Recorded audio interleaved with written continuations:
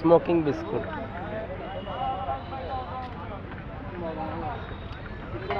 तो दुआ सर उसका এদিকে রাফিন এদিকে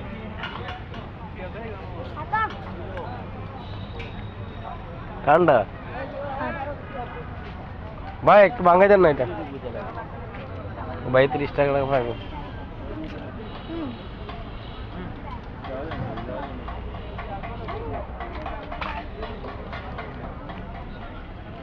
ऐसे ऐसे ये तो पानी ना